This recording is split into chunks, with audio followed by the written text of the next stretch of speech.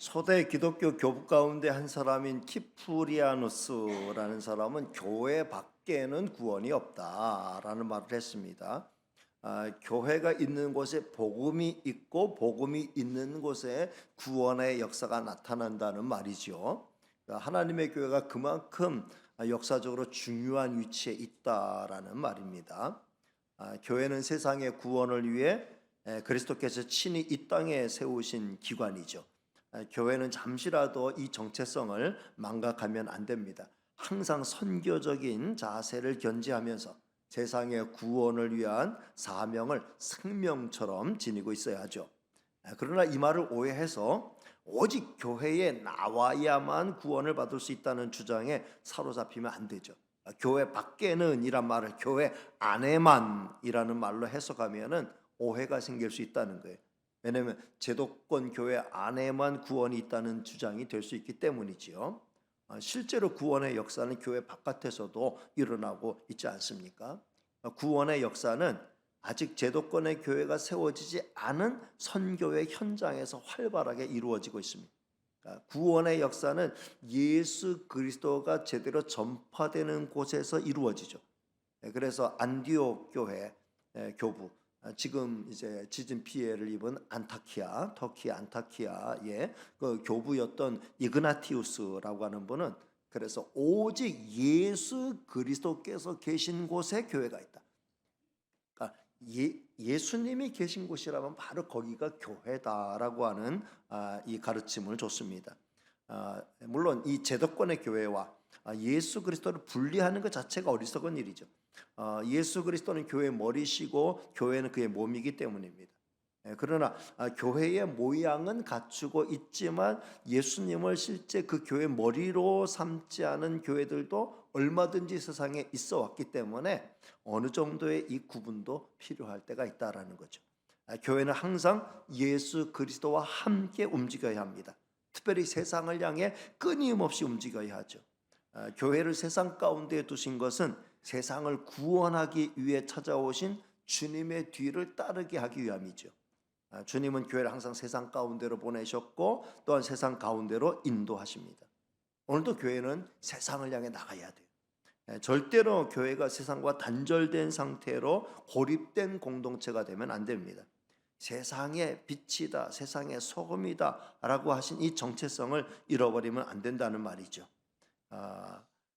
오늘도 교회의 정체성을 마음 깊이 간직한 상태로 세상을 향한 우리의 이 교회의 선교적 사명, 이걸 마음속에 깊이 간직하고 이 사명을 향해 달려가는 우리 교회가 될 수 있기를 주님의 이름으로 축복합니다. 오늘 말씀도 우리를 향한 하나님의 뜻이 뭐냐? 세상 한가운데 있는 교회로서 어떤 교회가 되어야 되는지를 잘 말씀하고 있어요. 교회는 세상 가운데 빛으로 존재하고 있다. 그래서 예수님은 제자들 향해 너희는 세상의 빛이다라고 말씀하셨어요.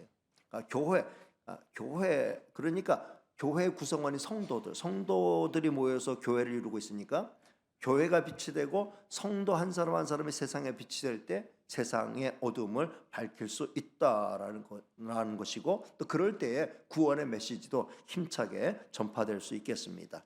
자, 오늘 말씀은 우리가 세상의 빛으로서 어떻게 살아가야 되는지에 대한 구체적인 내용들을 말씀하고 있습니다. 자, 먼저 8절 말씀 띄워드리겠습니다.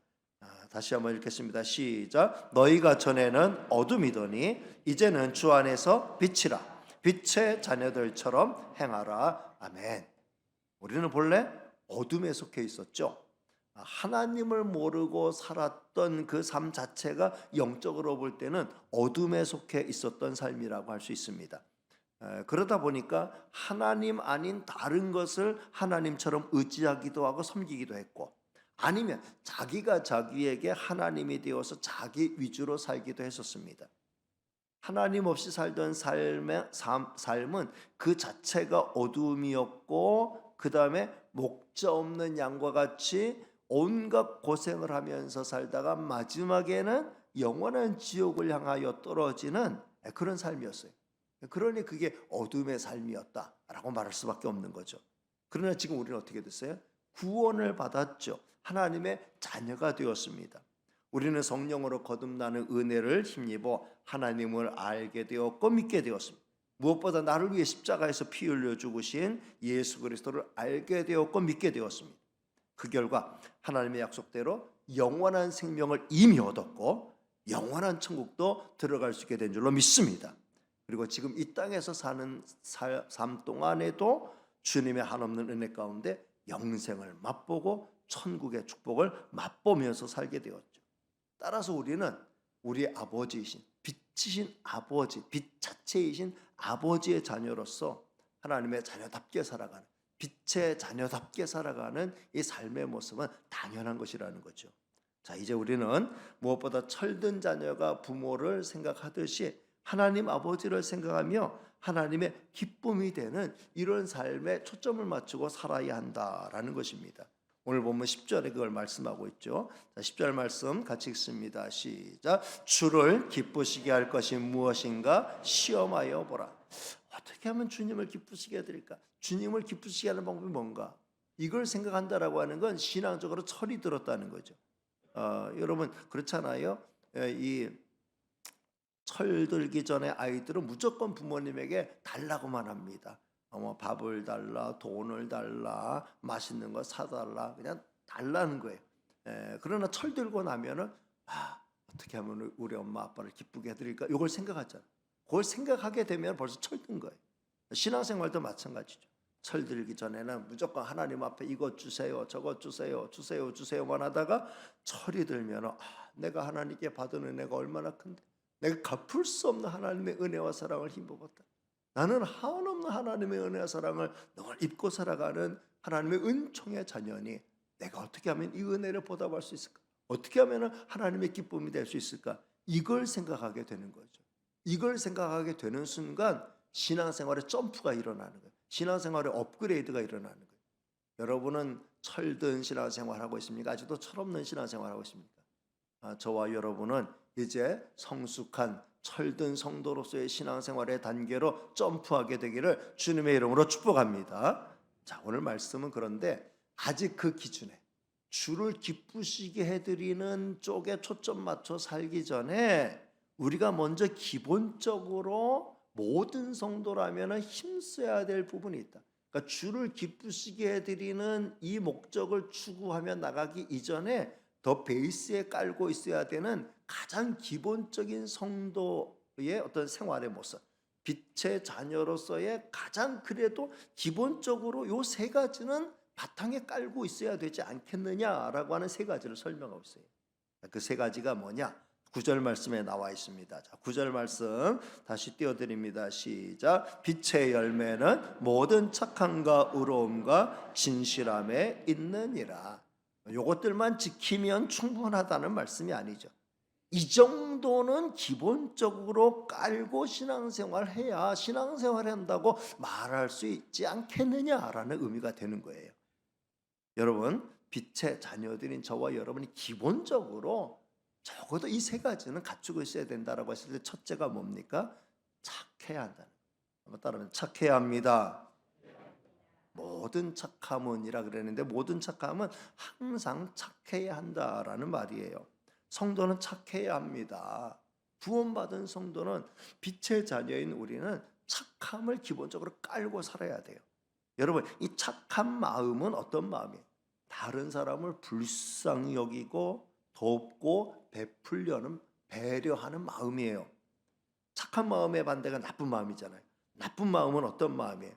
나쁜 마음은 상대방에게 해를 끼치고 다른 사람을 위하지 않고 다른 사람에게 손해를 끼치고 자기에게는 유익이 되도록 살아가는 것, 이걸 나쁜 마음이라고 말하잖아요. 그러니까 반대로 착한 마음은 뭐예요? 다른 사람을 배려하고 불쌍히 여기고 아끼고 사랑하고 도와주는 마음이에요. 이건 어려운 마음이 아니에요. 세상 사람들도 얼마든지 행하고 있는 마음이에요. 그렇다고 하면은 믿는 성도라고 하면 빛의 자녀된 하나님의 자녀된 성도라고 하면 하나님의 한없는 은혜와 사랑을 힘입은 성도라고 하면은 더욱 기본적으로 이걸 깔고 살아가야 된다는 거죠. 하나님의 아들 독생자 예수 그리스도는 우리를 구원하시기 위해서 자신을 통째로 내주기까지 하셨잖아요. 그 큰 은혜와 사랑을 입은 걸 생각한다고 하면은 우리도 기꺼이 다른 사람을 도우며 베풀며 나누며 살아야 한다는 거죠.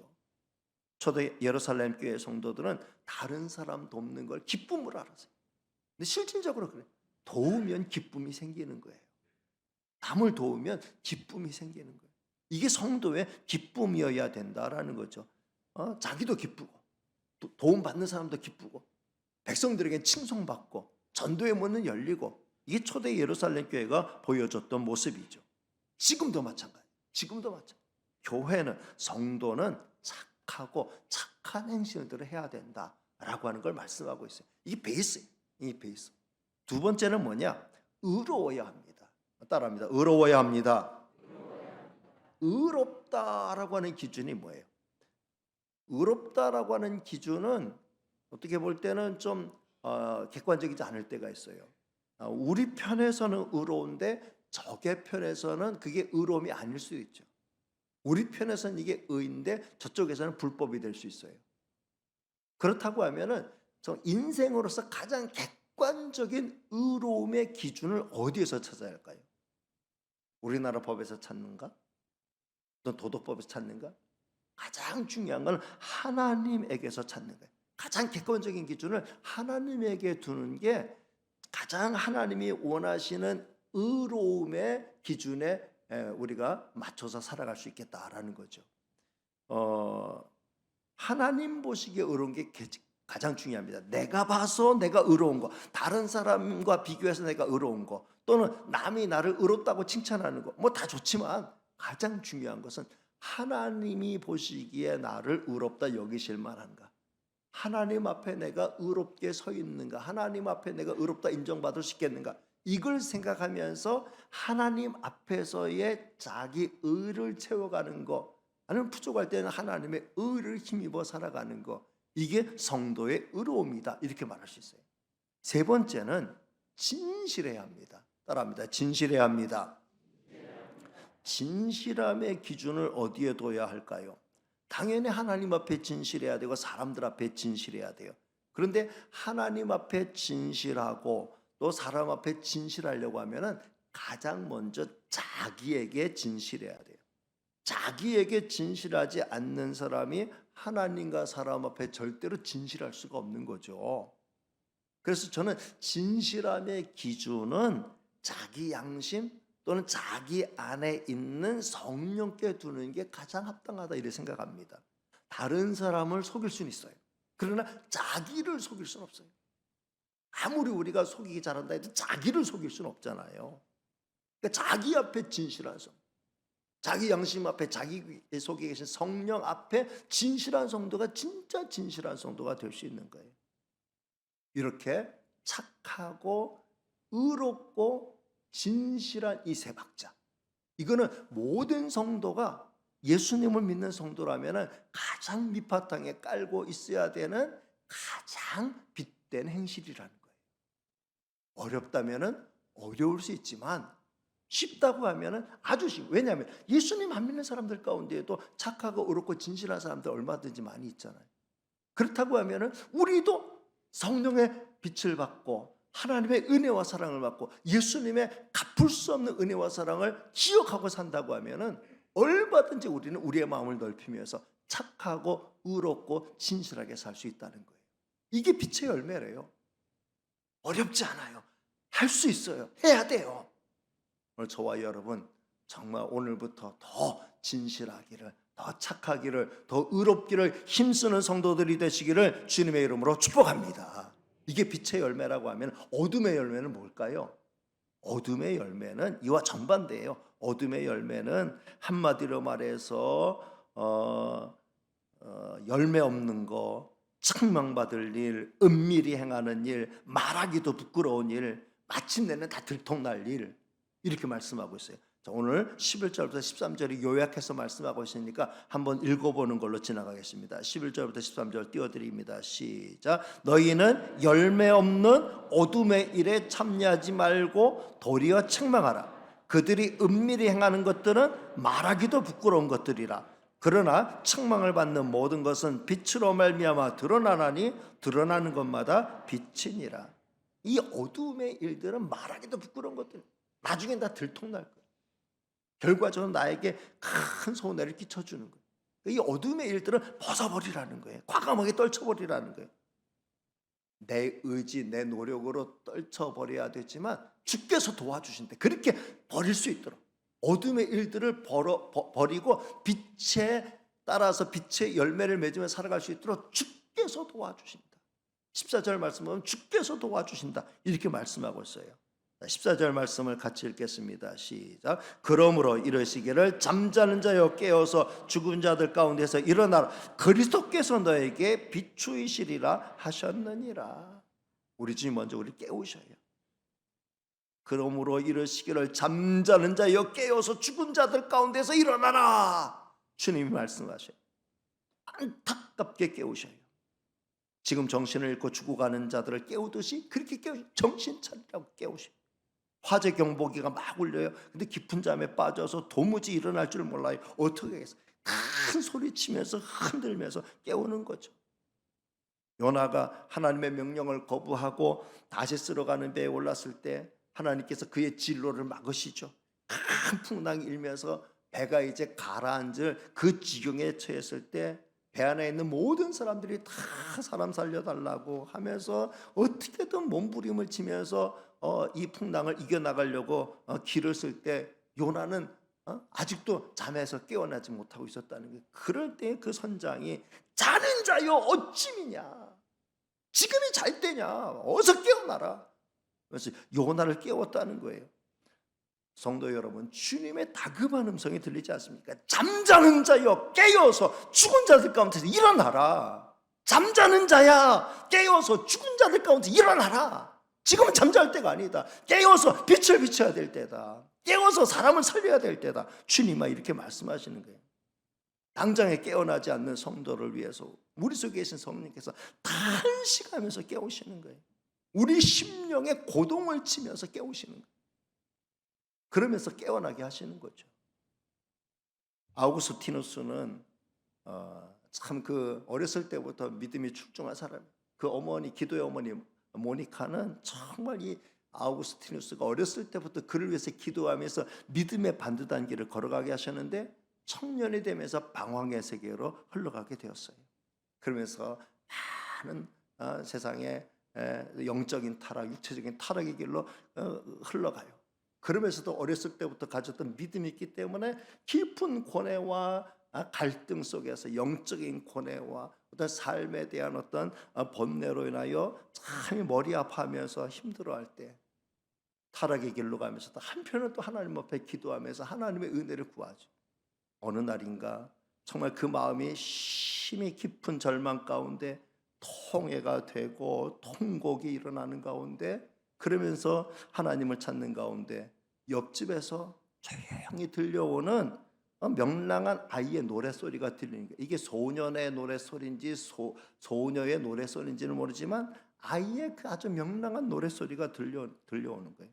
근데 그 들려오는 노래가 무슨 노래인가 하면은 톨레레게 톨레레게라고 하는 이게 라틴어로 이제 집어들어서 읽어라, 집어들어서 읽어라 라고 하는 그 말이 들리는 거예요.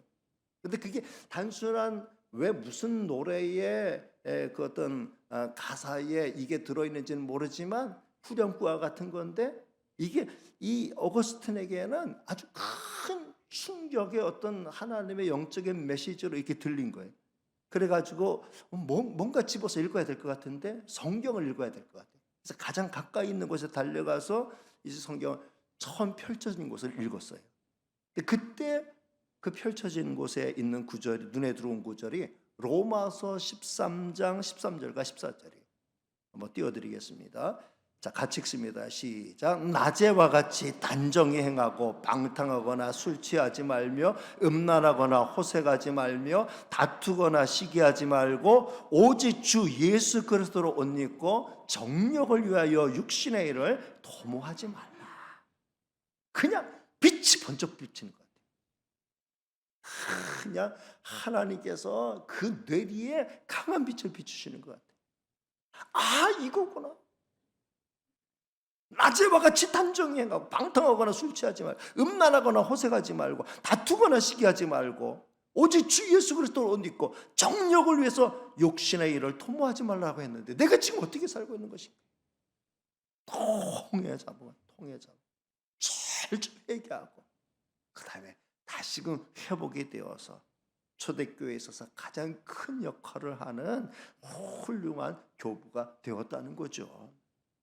주께서는 우리가 이렇게 깨어나도록 지금도 도우고 계시는 줄로 믿습니다. 그냥 일어나라고만 말씀하시는 게 아니고 생명의 빛을 비춰주시고 은혜의 빛을 비춰주시고 소망의 빛을 비춰주셔요. 진리의 빛을 비춰주셔요. 14절 마지막 부분의 말씀이 그것이지 않습니까? 그리스도께서 너희에게 비추이시리라. 주께서 우리에게 빛을 비춰주시면서 우리를 깨워주신다는 거예요. 우리는 그 빛을 힘입어서 일어나야 된다는 거예요. 첫째, 말씀의 빛을 비춰주셔요. 즉 아우구스티누스 같은 경우 로마서 13장 13절부터 14절까지의 그 말씀의 빛을 비춰주셨어요. 이 말씀을 집어 읽어라, 이 말씀을 집어 읽어라라는 간접적인 메시지를 듣고 성경을 펼쳤을 때에 로마서 13장 13절과 14절의 말씀이 그에게 성광과 같이 정말 하나님의 진리의 말씀으로 충격적으로 다가오니까 아멘 하면서 그 말씀에 반응하면서 통해 잡아가며 일어선 것이죠. 저도 말씀의 빛에 비침을 받고 정말 어떻게 보면 믿음의 길에 온전히 들어섰다라고 말할 수 모태신앙이지만 그러나 청년 때까지 참 구원의 확신 없이 그렇게 생활하고 있을 때에 이 로마서 5장과 로마서 8장에 있는 말씀이 깨달아졌을 때, 내가 온전히 죄인 되었을 때, 내가 하나님과 원수 되었을 때 하나님께서 먼저 나를 사랑해 주셨다. 그리스도께서 먼저 나를 위해서 죽으시면서 나를 사랑해 주셨다.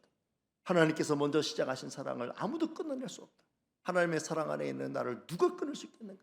나는 하나님의 은혜와 사랑에 온전히 포로가 되는 하나님의 백성, 하나님의 자녀, 구원의 자녀다 라고 하는 이 사실을 하나님의 말씀의 빛을 통해서 확실히 깨달았을 때 그때 발생한 구원의 감사와 감격은 평생 가는 거예요.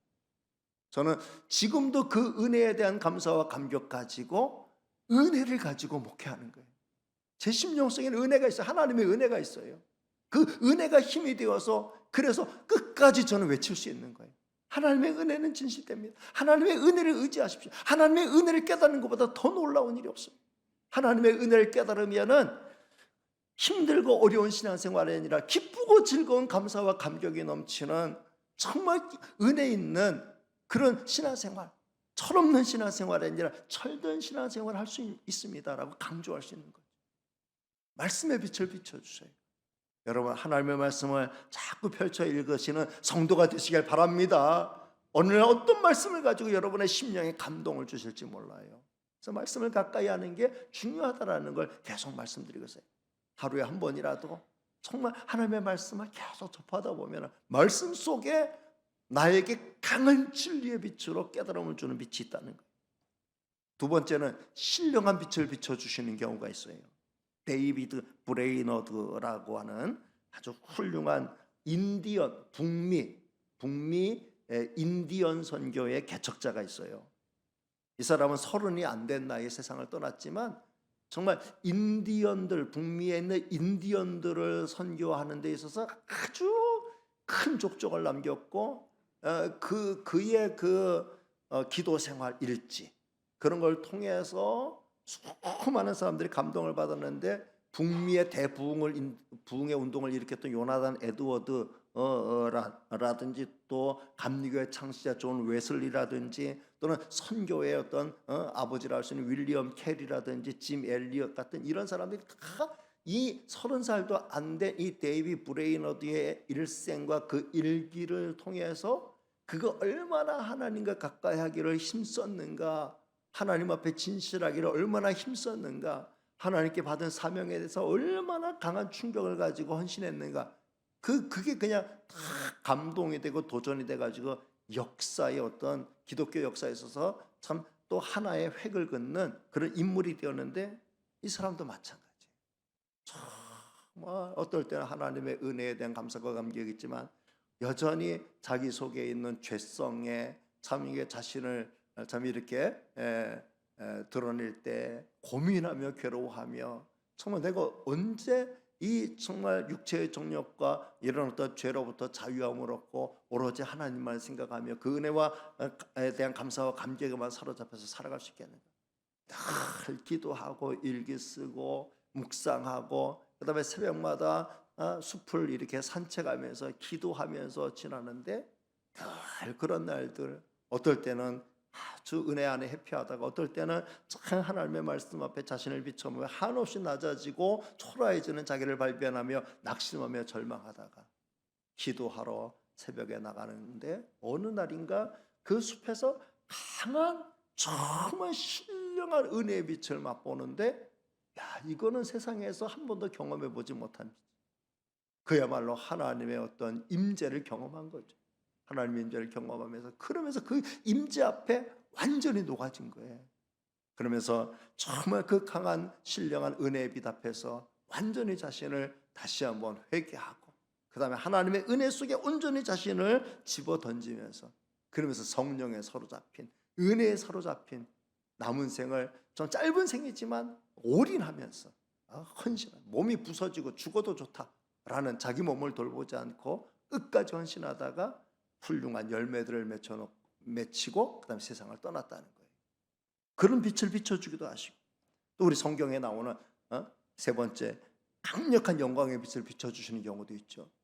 사울을 꺾으시기 위해서 다마스커스로 예수님 믿는 사람들 잡아 체포하기 위해서 대제사장의 체포영장을 가지고 올라가는 그 유무당당한 그 사울 청년을 꺾으시기 위해서 정오의 태양보다 더 빛나는 그 강한 빛으로 이 사울 청년을 내리비추실 때 사울이 그 강한 빛 앞에 그냥 거꾸러지죠. 그러면서 눈도 멀게 되고 식음을 전파하게 되고 그러면서 음성을 듣는 거예요.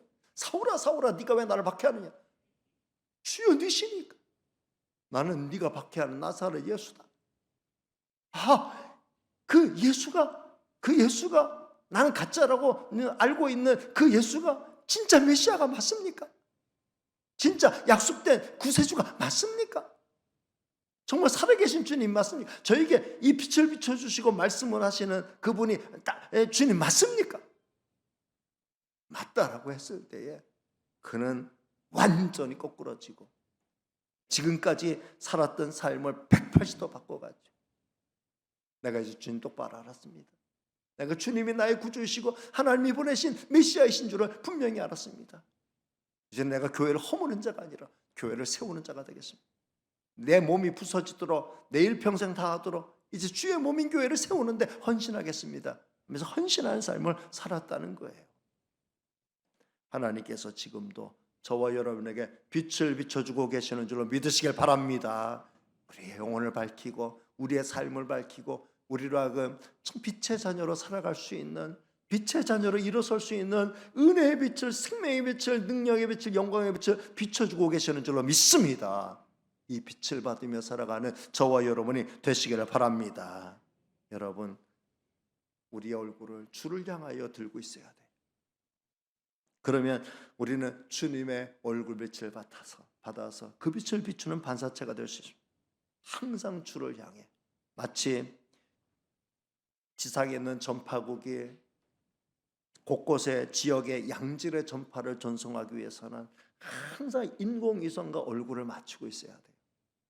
인공위성과 얼굴을 맞추고 있을 때, 그럴 때 그 강한 전파를 받아서 사방으로 퍼뜨릴 수 있는 것처럼, 정말 우리가 주님을 향하여 얼굴을 들 때에 주님으로부터 정말 어떻게 보면 태양광보다도 훨씬 더 강한 신령한 은혜와 능력을 힘입어서 세상에 등불되고 빛의 자녀들로서 빛의 열매로 살아갈 수 있는 은혜와 능력을 제공해 주시는 줄로 믿습니다.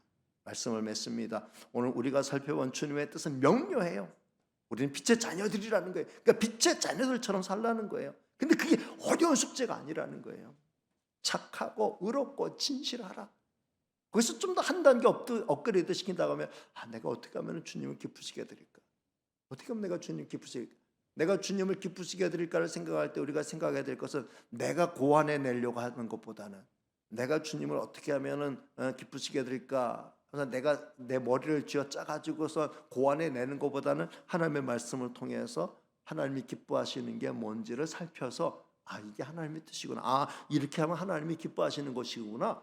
그걸 찾아가지고 그 뜻대로 살아가는 게 훨씬 더 하나님이 원하시는 걸 이루어 드릴 수 있고 하나님의 기쁨이 되는 방법이 되는 거죠. 그래서 우리는 지금 하나님의 뜻을 찾아서 주님의 뜻을 찾아서 지금 그 작업을 하고 있는 겁니다.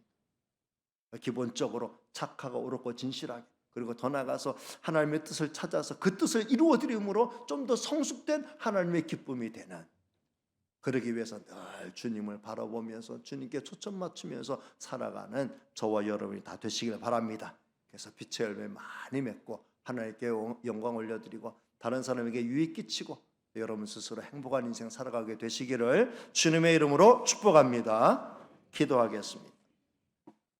은혜로우시고 사랑 많으신 하나님 감사합니다. 오늘도 저희들을 사랑해 주셔서 우리가 빛의 자녀들이라는 정체성을 일깨워 주시고 우리가 어떻게 하면 빛의 자녀들처럼 살아갈 수 있는지를 알려주셔서 감사합니다. 착하고 옳고 진실하게 살게 하시고 항상 하나님의 기쁨이 되는 길이 무엇인가를 생각하며 살게 하여 주옵시고, 그러기 위해서 더욱 주님께 초점 맞추고 주님 바라보면서 주님 찾으면서 주님 의지하면서 주님의 빛을 받아가면서 살아갈 수 있도록 도와주시옵소서. 예수님의 이름으로 기도하옵나이다. 아멘.